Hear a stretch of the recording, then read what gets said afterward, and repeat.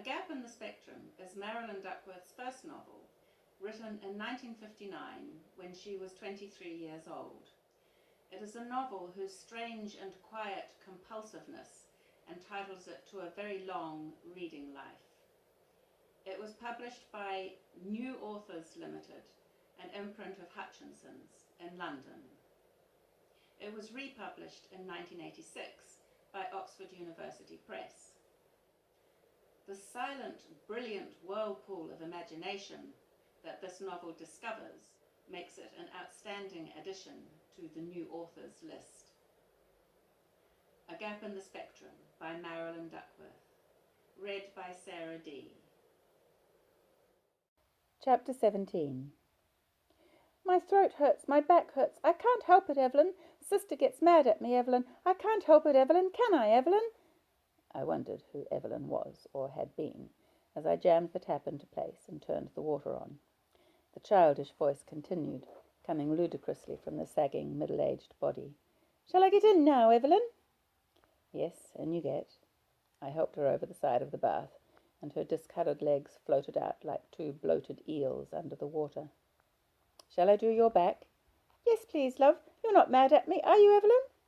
No, I'm not mad. They junk you in and they junk you out. That's what they do, Evelyn. They junk you in.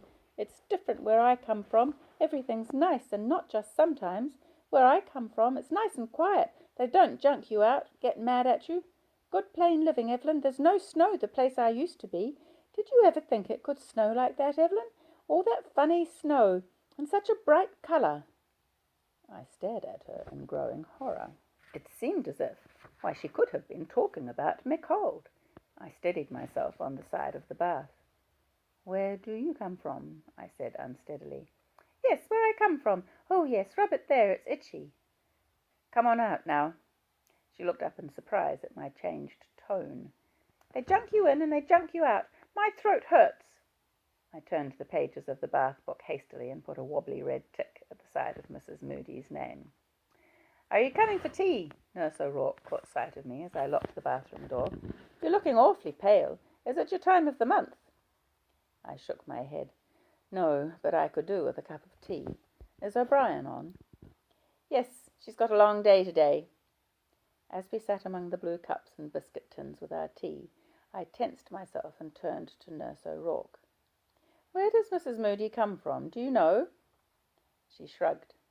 Somewhere up north, I should think, with that accent. Why? Oh, nothing in particular. She's a queer old thing, isn't she? They can't do much for her. It's organic, you see. She looked knowing.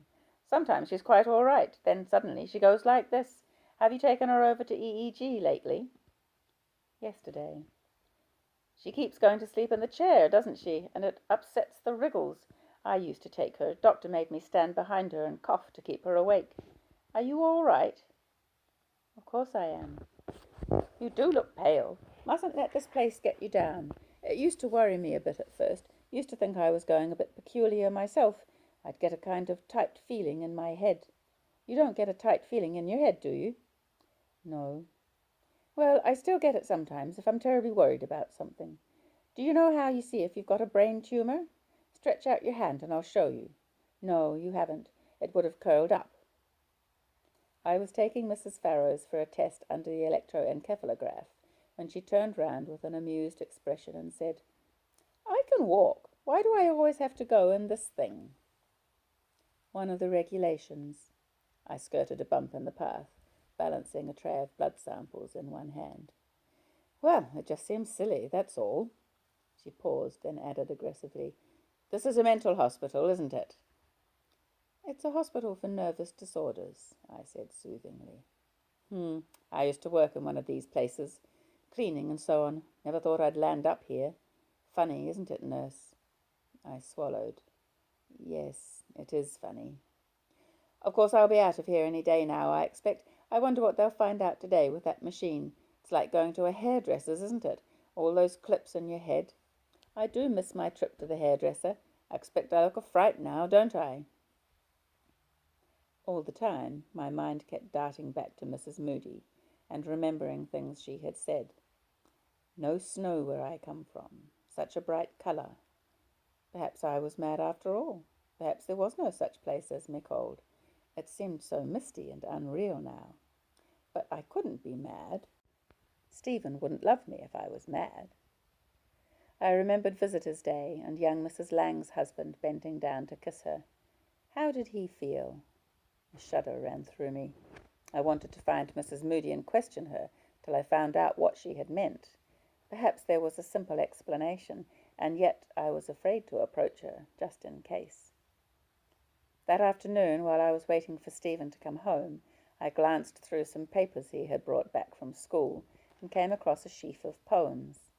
I took several minutes to realize he had written them himself. When I did, I flushed, I'm not sure why, with annoyance or embarrassment. I read them impatiently and flung them down.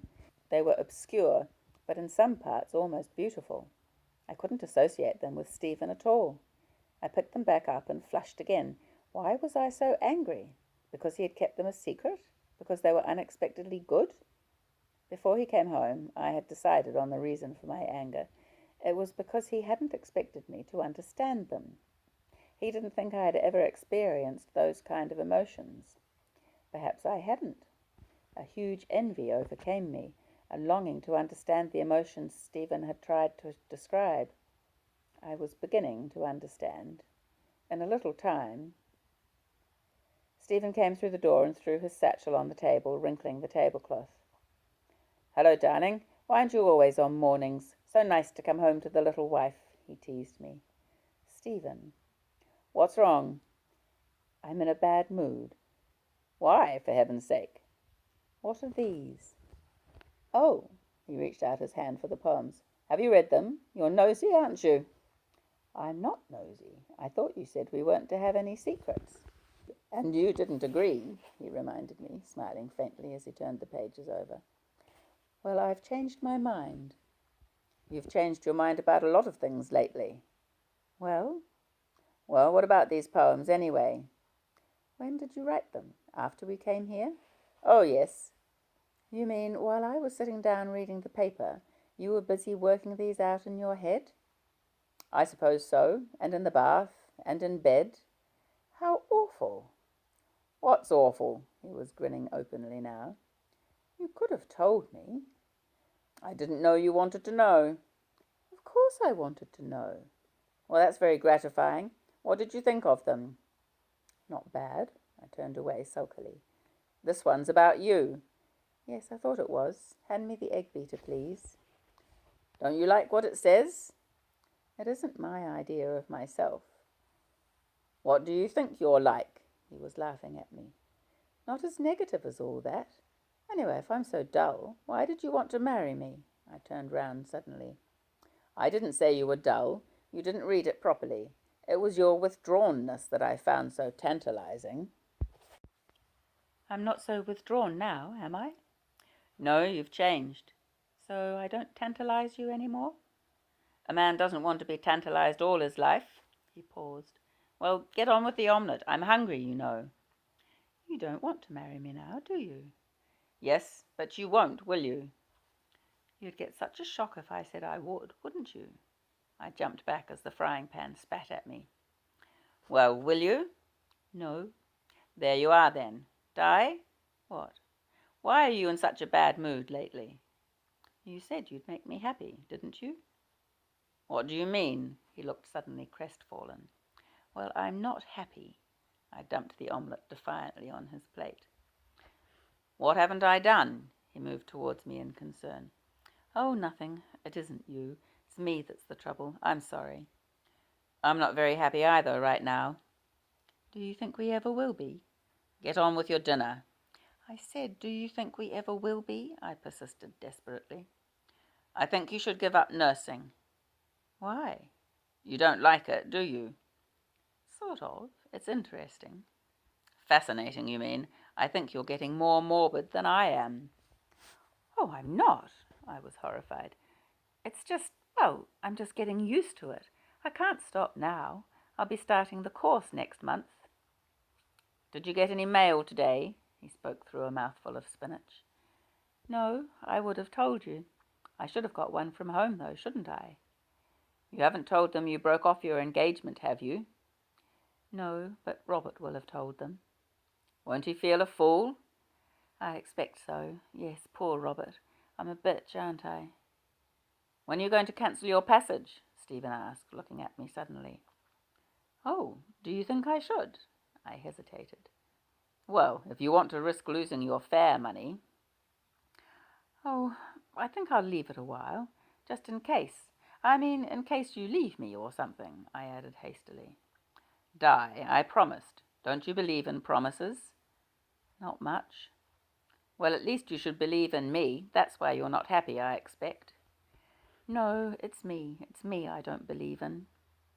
You mean you've got an inferiority complex? He looked at me with a faintly mocking smile. No, nothing like that. I just can't be sure what I'm going to do next. God, you're a funny girl. Everybody's got some control over their own destiny. He stared at me. I'm not sure that I have. Oh, you're crazy. He rumpled my hair. Don't do that. I jumped up quickly for my comb. As I pulled it through the tangles, I looked out of the window down to the street below. A black spaniel was crossing the road at a leisurely, old-aged pace, as if he were dragging his feet in galoshes. The rest of the street was dusky and empty, except for an old man clipping his high hedge with long shears. The exertion was evidently making him perspire, for he suddenly clutched his old beret from his head and threw it on the grass behind him. I turned back to Stephen, smiling against my will. I like it here. It's wonderful. I don't want to go anywhere else. Darling Di, just as long as you don't change your mind about that. I like it too. I'll never forget any of this. Or you. But you'll be there to remind me, won't you?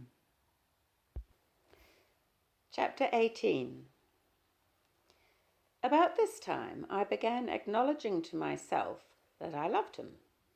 Looking back, it appears strange that I shouldn't have acknowledged it sooner. At this time also, I noticed a growing change in Stephen. He was less talkative. In fact, I often felt frustrated by a kind of lassitude in him, an unwillingness to pursue a conversation I had begun. I had relied on him to take the initiative formally, to lead me on until he had extracted from me what he wanted to know, and what I was now secretly anxious to convey. Now I found it harder and harder to get him to talk. "What's the matter with you?" I asked him one day. "I don't know." "Then you admit there's something the matter?" "Why did you ask me anyway?" "You just seem subdued.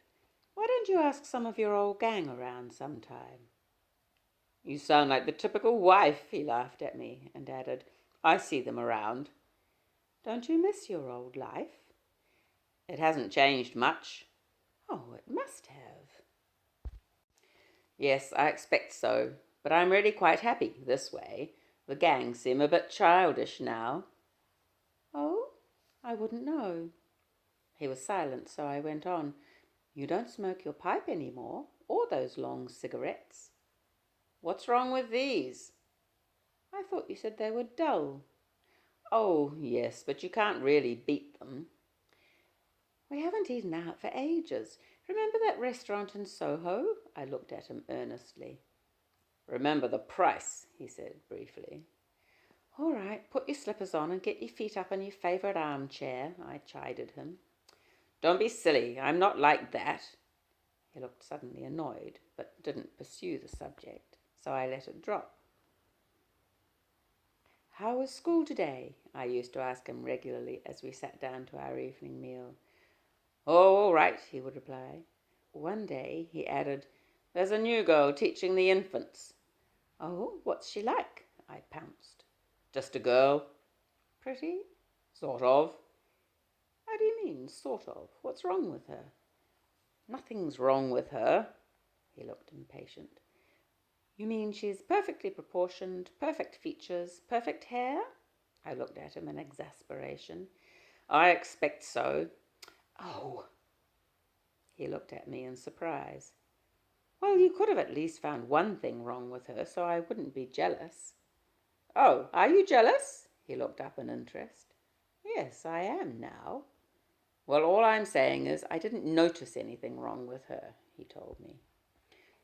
Was her hair nice? Yes, fair. Fat?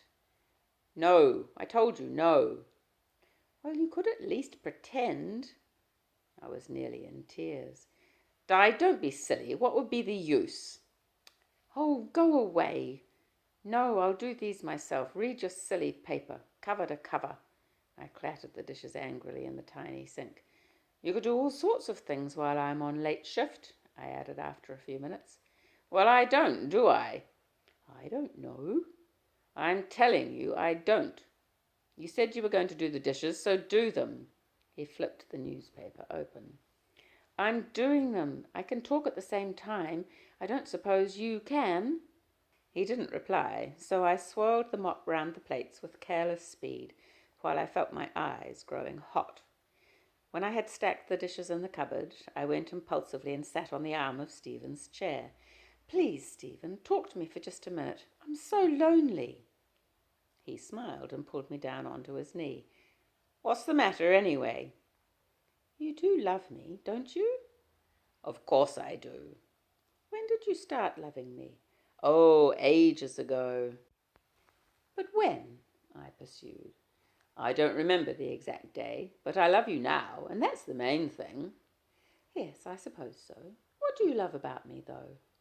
Why, everything. But there must be something specially, I pleaded. There isn't, though. I love all of you. Can't you think of something? You never pay me compliments. If I do, you just tell me not to be silly. Well, I won't this time. I can't just pay compliments to order. He looked down at his hands. No, I gave a deep, exaggerated sigh. Oh, Di, I do love you. Do stop being silly. You're always analysing things these days. You can't analyse love. You can, though. I think you just love me physically, anyway. I don't, Di. There's more to it than that. They all get around to accusing you of that, he added, as if to himself. Who's they? Women. Which ones? Oh, I've told you about them. Well, tell me again, I demanded. No, I won't. Now shut up. I want to read this article. The following day was my day off, and I arranged to meet Stephen for lunch in Redhill. Waiting outside the milk bar, pleased with the reflection of myself in a summer frock instead of the striped nurse's uniform, I saw Stephen reflected in the window. He was nodding goodbye to a girl in a red dress before crossing the road to where I stood. I watched him come up behind me without turning round. What are you staring at? He tapped me on the shoulder. Pleased to see me? I turned to him defiantly. Yes, you're looking very nice.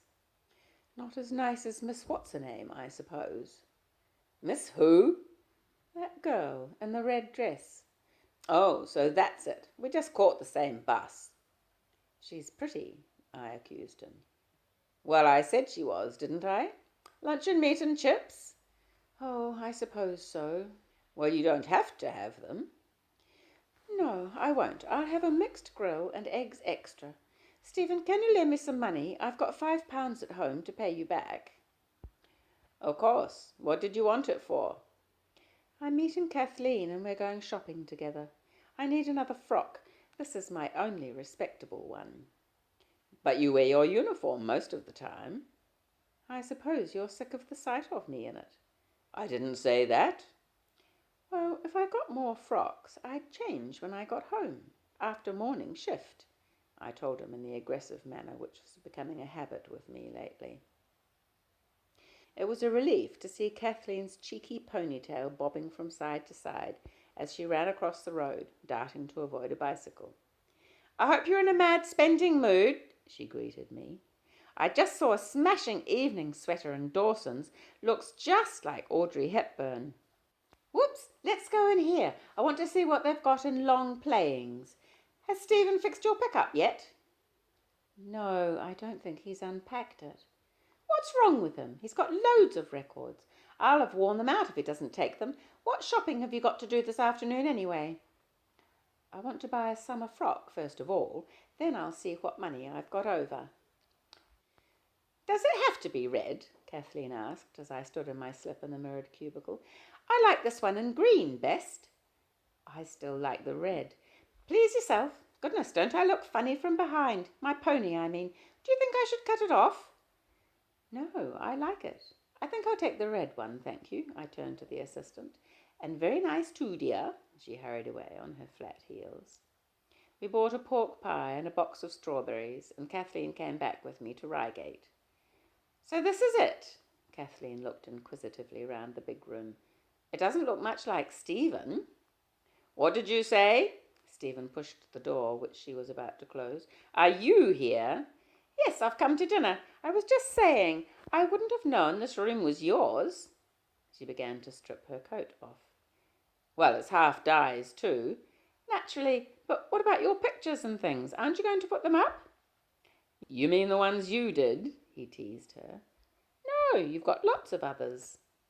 Oh, yes. Well, I meant to, one day. Shall I get Jim to bring them over for you one night? Poor old Jim. Oh, he won't mind. Put your frock on, Di, and we'll see what Stephen thinks of it. He looked at me doubtfully as I paraded in front of the old sideboard.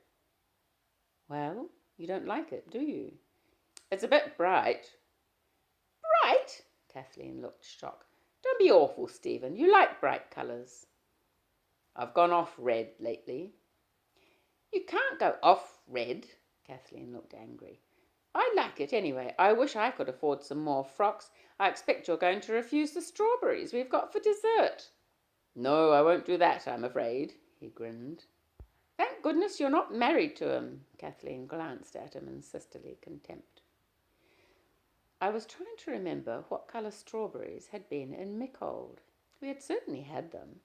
I supposed they had been grey. It seemed difficult to imagine. Remember that painting I did, all in different shades of red? Kathleen asked when we had divided the pork pie between us.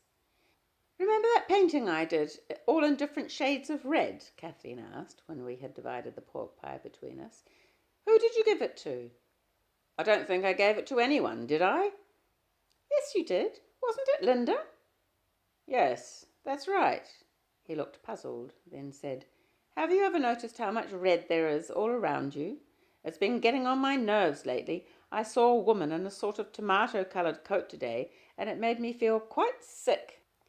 Oh, Stephen, Kathleen laughed. I think you should have got the green one after all, Diana. No, he can just get used to it. I heard the tears in my voice and looked away in embarrassment. I had suddenly felt that Stephen was moving further and further away from me, and a wave of panic turned the pork pie dry in my mouth. Stephen didn't talk much for the rest of the evening. As she was leaving, Kathleen said to me, Don't worry, he's just being awkward on purpose. He'll be all right tomorrow, and I'll get Jim to bring those paintings and records over. Brighten the place up a bit.